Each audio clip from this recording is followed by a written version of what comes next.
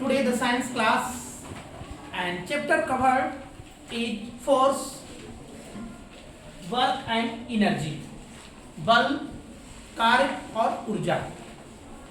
Students, I hope it is very fantastic lesson getting students and chapter.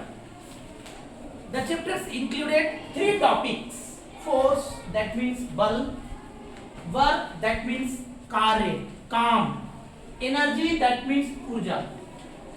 Students, but today we will cover the topic only force.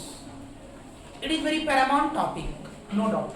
Only force, केवल force आज हम लोग topic को cover करेंगे. केवल force. Students, as you know the definition of force. Getting? Students, force का definition वही है जो आज से 6 साल पहले पढ़े.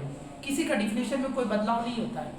जितने भी टॉपिक हम लोग कवर करेंगे सबका डिफिनेशन जो है स्टूडेंट्स कांस्टेंट होता है. डिफिनेशन कभी है ना वेरिएबल नहीं होगा.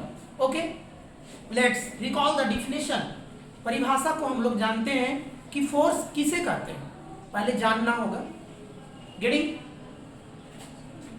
The activity of pull and push of an object.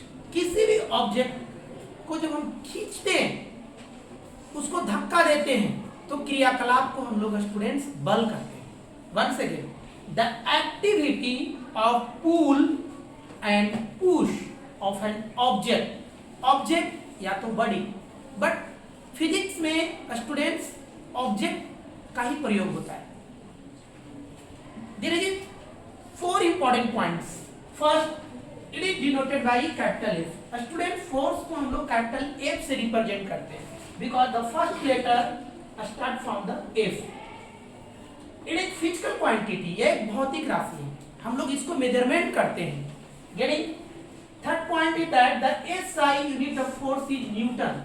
Students, जब कोई भी फिजिकल क्वांटिटी होता है ना, फोर्स हो, मास हो, वेट हो, एटसेट्रा, तो सबका एक यूनिट होता है स्टूडेंट्स, स्टैंडर्ड यूनिट मेजरमेंट करने के लिए. तो मैंने इसका एसआई यूनिट लिखा न्यूटन. मैं क्या लिखूंगा?